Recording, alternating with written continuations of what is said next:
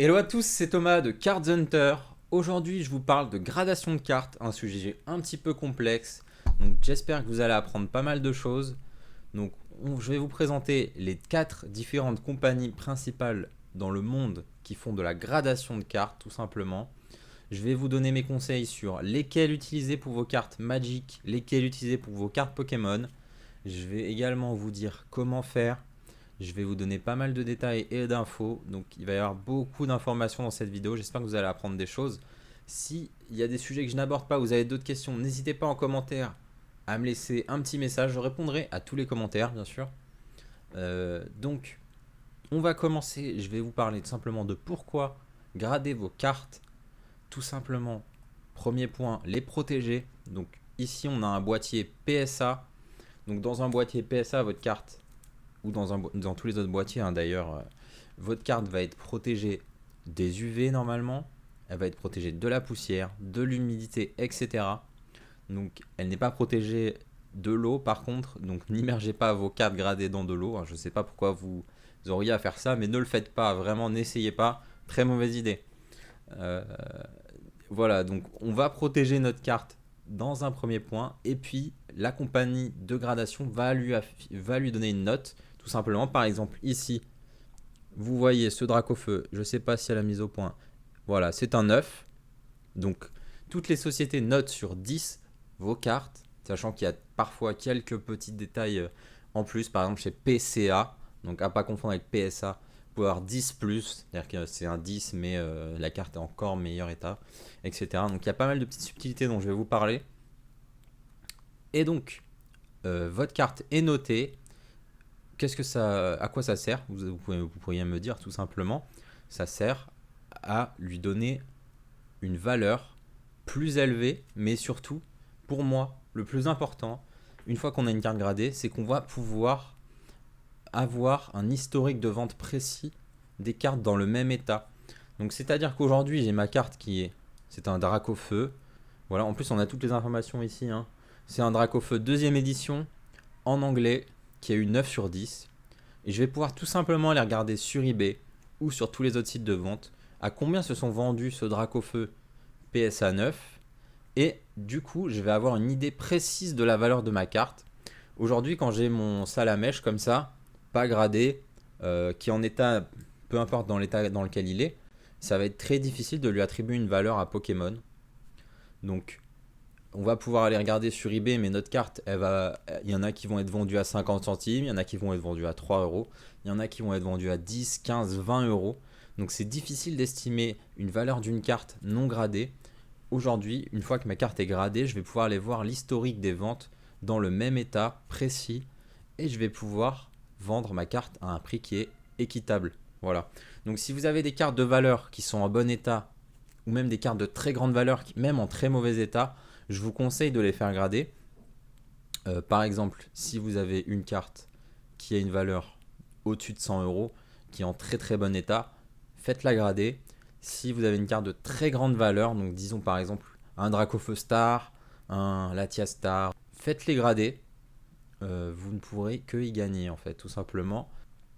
Du coup, je vais maintenant vous parler de Beckett Grading Services, aussi appelé BGS. Donc comme vous pouvez le voir sur le site, c'est une société qui à l'origine est spécialisée dans la carte de sport, comme PSA. Donc vraiment aux États-Unis, c'est un marché qui est énorme, beaucoup plus gros que la gradation de cartes Magic et Pokémon, il faut le savoir.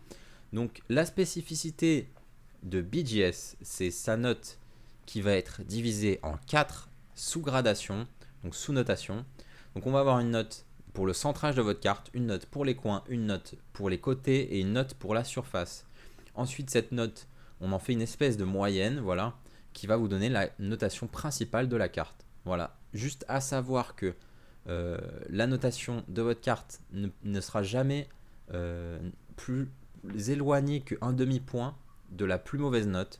C'est-à-dire que sur cette carte, par exemple, si le centrage avait été 9, la carte aurait eu 9,5. Voilà, tout simplement. À savoir qu'une autre spécificité de Beckett, c'est que si votre carte a 10 aux 4 notes, on va appeler ça un black label. Donc c'est une étiquette noire, vraiment littéralement. Donc ça veut dire que votre carte est en parfait état. Aujourd'hui sur le marché de la collection, Si vous avez une carte Black Label, ça veut dire que votre carte est dans l'état le plus impeccable possible, le plus neuf possible. C'est-à-dire qu'aujourd'hui, si j'ai mon Fenard ici qui est PSA 10, si à côté je l'ai en Beckett Black Label, le Beckett Black Label vaut vraiment beaucoup plus cher. C'est extrêmement difficile, extrêmement rare. Si j'envoie cette carte chez Beckett, il y a quand même énormément de chances qu'elle n'ait pas le Black Label. C'est vraiment une gradation quasi impossible. C'est vraiment très très compliqué. Donc aujourd'hui, les très très gros collectionneurs, les gens qui ont beaucoup de moyens, vont rechercher ce genre de cartes qui sont souvent des pièces vraiment très très très limitées.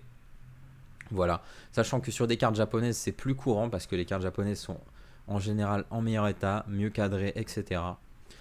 Par exemple, pour vous donner un ordre d'idée, ce Dracofeu première édition là, il n'existe aucune version en Black Label, c'est-à-dire qu'il n'a jamais été noté 10 partout, alors que des milliers ont été envoyés à PSA, d'ailleurs que ce soit en français ou en anglais, elle n'existe pas dans cet état tout simplement.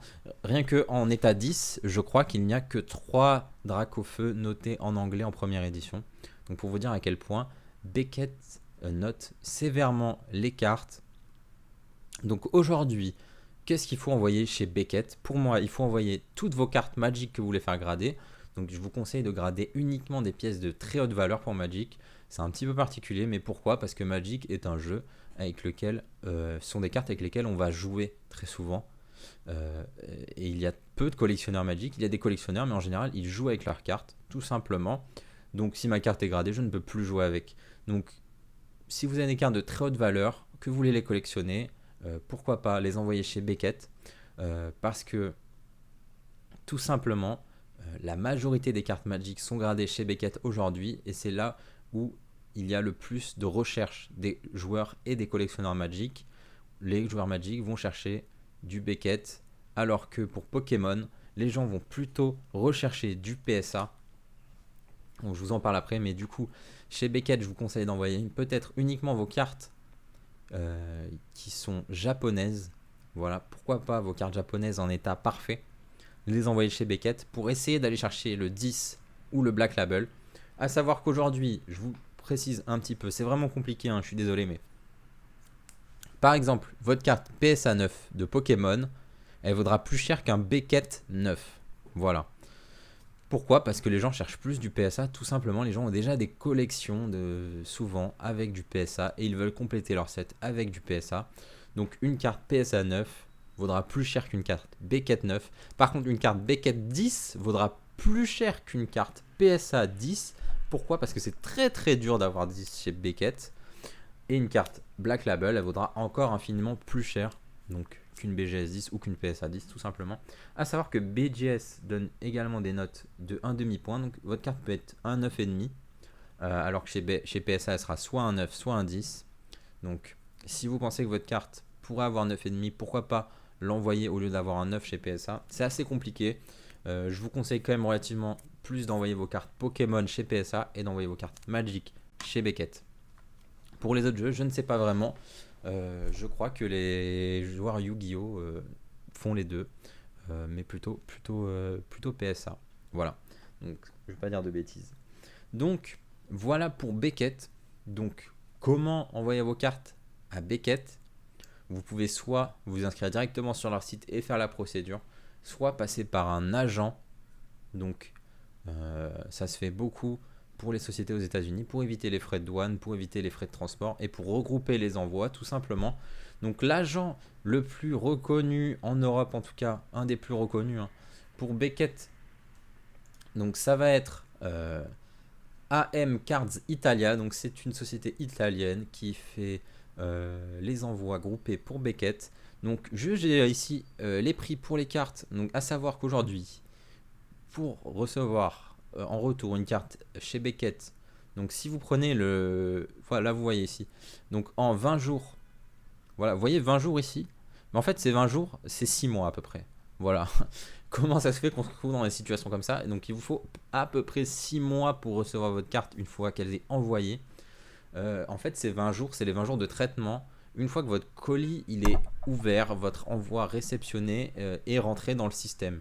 Donc il y a tellement de demandes aujourd'hui pour ces sociétés que en fait vous allez envoyer vos cartes et elles vont dormir dans l'entrepôt pendant plusieurs mois jusqu'à ce que ça soit à leur tour d'être traité et ensuite ça va prendre 20 jours. Voilà.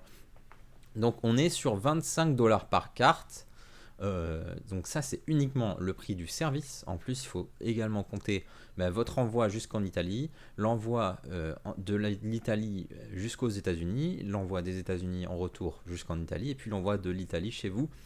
Donc voilà, à savoir que ces envois sont groupés en général, du coup ça va vous coûter un prix certain mais pas non plus un prix énorme.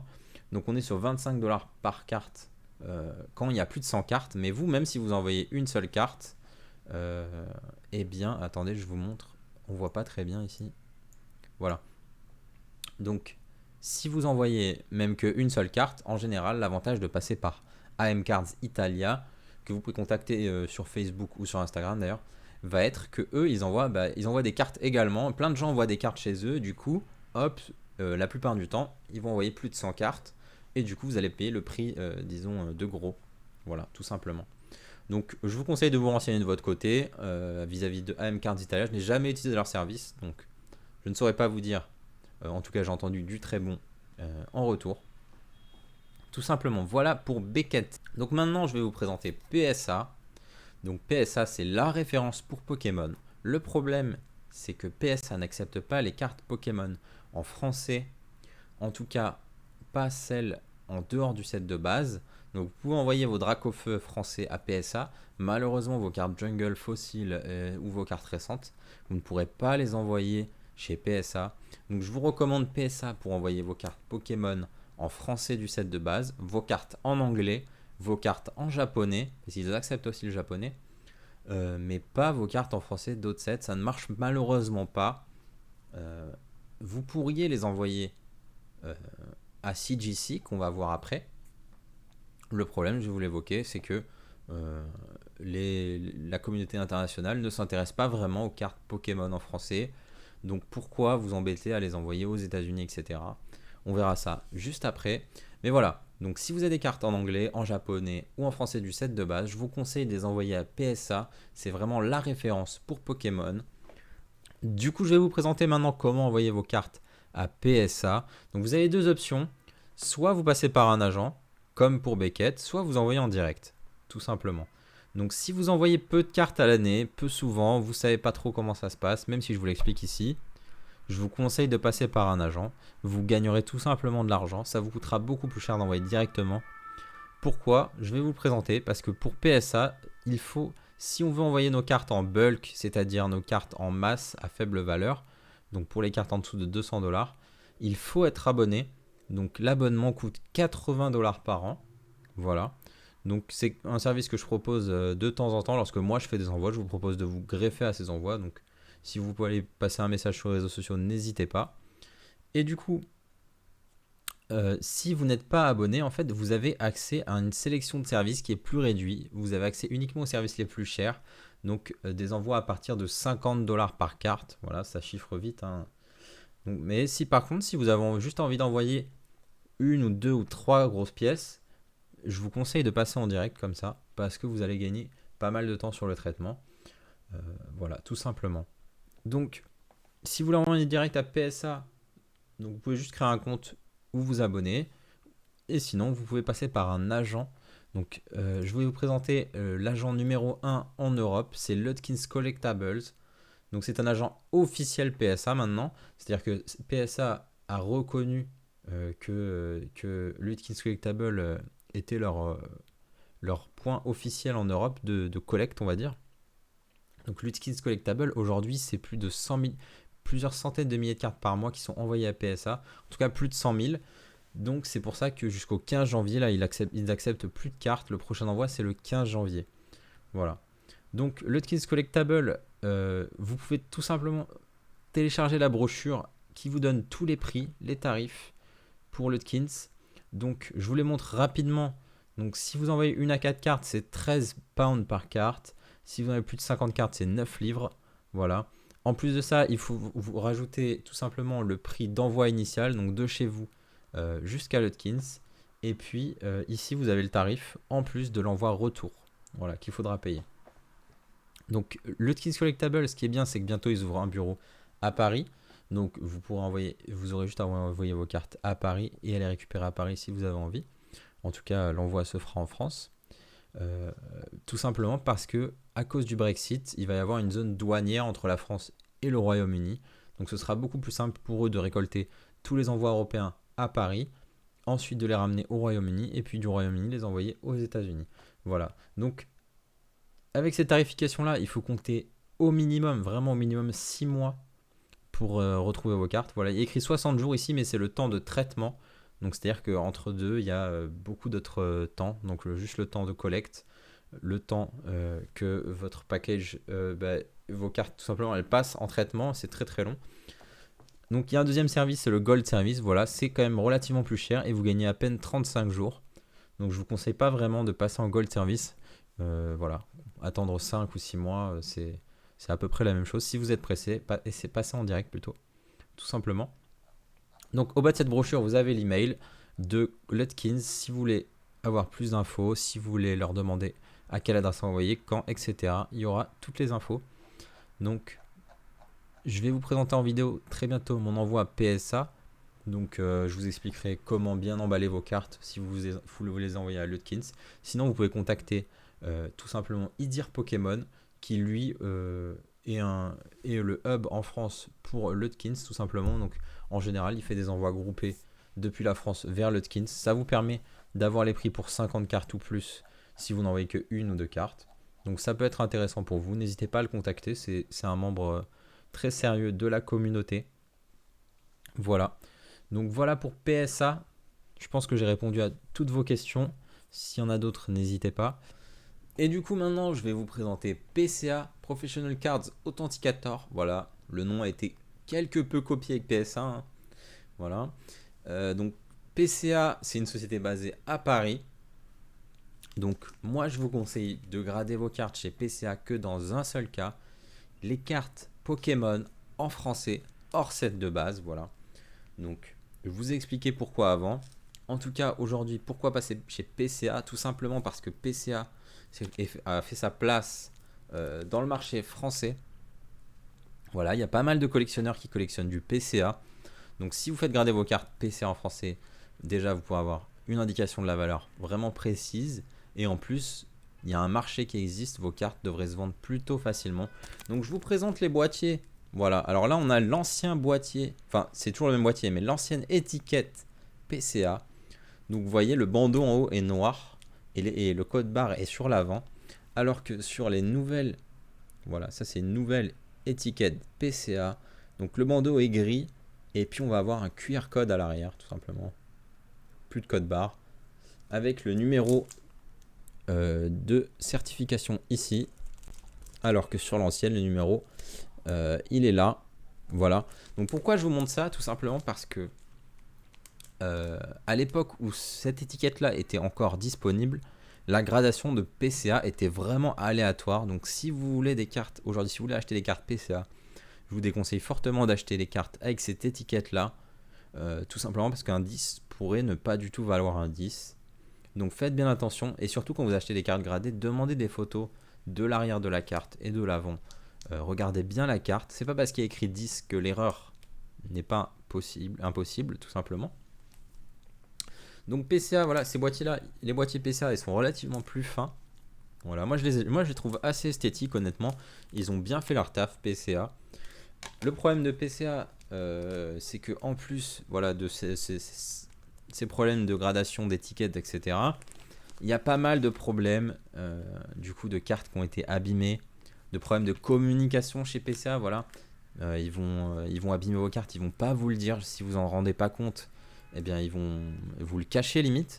Voilà, donc il y a un vrai problème à ce niveau-là chez PCA. Il y a aussi eu des problèmes, j'envoie un Léviator neuf et je reçois un Léviator qui a été échangé avec un autre parce qu'il n'est pas dans le même état. C'est des choses qui sont arrivées, voilà, ça arrive. L'erreur est humaine, c'est une société qui est nouvelle. Donc je pense que ça vaut quand même le coup dans vos cartes chez PCA. Par contre, ce que je ferai à votre place, c'est que je prendrai tout en photo et je déclarerai une vraie valeur de vos cartes lors de la gradation. Voilà, vous envoyez un Dracofeu, vous ne dites pas que votre carte vaut 1 euro, parce que clairement, s'il y a un problème, vous ne serez pas remboursé. Voilà, ce sera aussi de votre faute. Donc déclarez bien la valeur de vos cartes chez PCA. Et puis n'envoyez que des cartes en français Pokémon. Voilà, n'envoyez surtout pas du Magic, ça n'aura aucune valeur sur le marché européen. Envoyez que du Pokémon. Voilà, tout simplement. Donc PCA, voilà, vous avez vu les boîtiers. Donc aujourd'hui, il y a une nouvelle alternative qui existe pour garder vos cartes en français. Je dirais même que pour garder vos cartes en anglais ou dans toutes les langues, c'est aussi une alternative qui est intéressante. Donc hop, on va switcher, c'est CGC. Voilà. Donc CGC, qui est à la base une société spécialisée dans la gradation de comics. C'est une vieille société qui grade des comics depuis longtemps et qui s'est lancée sur les cartes à collectionner. Voilà. Donc là, vous pouvez voir le boîtier. Donc vous pouvez soit demander la gradation comme Beckett de 4 notes. Vous voyez ici derrière, on voit en petit. Mais on va encore noter le centrage, la surface, les coins et les côtés. Vous pouvez également ne pas le demander. Voilà. Ça, c'est vous qui choisissez. C'est une bonne option que je trouve vraiment bien avec CGC. C'est que vous pouvez choisir ça, tout simplement. L'autre avantage de CGC, c'est que tout simplement, le temps de traitement va être relativement réduit. Voilà. J'en ai pas parlé pour PCA, mais PCA, c'est à peu près 2-3 mois. Donc, c'est quand même relativement plus correct. Chez CGC, vous allez pouvoir avoir des temps de traitement qui sont aussi de quelques mois. On n'est pas sur 6 mois, on va être sur 1, 2, 3 mois selon l'option que vous prenez. Mais c'est relativement plus correct. Voilà. Enfin, CGC, ils vont pouvoir noter vos cartes en français qui ne sont pas du set de base. Voilà. Donc si vous avez des cartes fossiles, des cartes jungle ou autres, pourquoi pas les envoyer à CGC. Sachant qu'en plus de tout ça, CGC, c'est une option relativement économique. Voilà. Vous pouvez voir ici que c'est 8$ par carte en bulk. Donc bulk, ça veut dire en gros des cartes qui ont une valeur de moins de 100$. Il faut envoyer au moins 50 cartes pour bénéficier de cet envoi-là. Sachant que pour PCA, je ne l'ai pas précisé, mais c'est environ une dizaine d'euros par carte. Voilà. Donc c'est relativement correct aussi. Donc sinon, vos cartes, c'est 15$ par carte. Et honnêtement, je trouve que c'est vraiment pas très cher. Et en plus, regardez, je vous montre, c'est environ 30 jours, voilà, de ce qu'il déclare. Donc je pense qu'il faut compter un bon 2 mois, 2-3 mois quand même, avec tous les temps d'envoi, de traitement, etc. Mais c'est plus que correct. Donc CGC aujourd'hui, c'est une bonne alternative à toutes les autres options. Donc moi, je dirais que si votre but, c'est juste de garder les cartes pour la collection, pourquoi pas les envoyer à CGC honnêtement. Si vous aimez bien l'étiquette, voilà, le problème c'est que moi je trouve que l'étiquette fait vieillotte. C'est la même étiquette que pour leurs comics, mais on est sur quelque chose de vraiment très classique, très sobre. Moi j'aime pas spécialement, je préfère l'étiquette de PSA, toutes les étiquettes je préfère tout simplement. Donc on n'a quand même pas envie d'avoir une étiquette qu'on trouve pas jolie sur nos cartes qui ont de la valeur. Voilà. Et si vous voulez revendre vos cartes tout simplement à leur valeur maximale, c'est pas la bonne solution CGC aujourd'hui. Ça va être la solution si vous voulez revendre vos cartes très rapidement ou si vous voulez garder les cartes pour vous, pourquoi pas. Donc moi j'aime bien CGC. Le problème c'est que déjà il y a eu quand même quelques petites controverses, par exemple des employés de CGC qui vantaient les mérites de la société en se faisant passer pour des clients, voilà, sur des forums, ce genre de choses. Donc je sais pas exactement ce que vaut CGC en termes de gradation, mais pourquoi pas essayer tout simplement. Donc peut-être qu'on se fera un envoi dans le futur de cartes chez eux pour voir comment ça se passe tout simplement. Donc pourquoi pas sur des cartes qu'on ouvre prochainement, on fera peut-être ça. En tout cas, j'espère que la vidéo a été claire. Il y a vraiment beaucoup d'informations. Je sais pas combien elle dure cette vidéo, elle dure vraiment longtemps. Donc j'espère ne pas avoir oublié certains points essentiels. Si c'est le cas, vous me demandez en description. Voilà, juste un petit récapitulatif. Vos cartes Magic, je vous conseille de les envoyer chez BGS. Vos cartes Pokémon qui sont en anglais, en japonais ou en français du set de base, je vous conseille de les envoyer chez PSA. Vos cartes Pokémon en français, je vous conseille de les envoyer chez PCA. Voilà, faites attention à la différence. Et puis pourquoi pas essayer CGC si vous en avez envie. Donc voilà, merci à tous d'avoir regardé cette vidéo. J'espère que j'ai été vraiment clair sur tous les sujets. Il y a vraiment beaucoup de détails dans cette vidéo. J'en suis désolé. N'hésitez pas en commentaire à me demander si vous avez besoin de plus de détails sur quelque chose. On se retrouve très vite pour l'envoi PCA. Donc probablement la semaine prochaine, je vous présente mon envoi PCA. Et entre temps, on va faire d'autres ouvertures. J'espère recevoir du voltage éclatant en Pokémon et j'espère recevoir du Commander Legends en Magic que je vais vous ouvrir sur la chaîne. Voilà, j'espère que ça vous fait plaisir. En tout cas, on se retrouve très vite. Passez une bonne soirée. Ciao.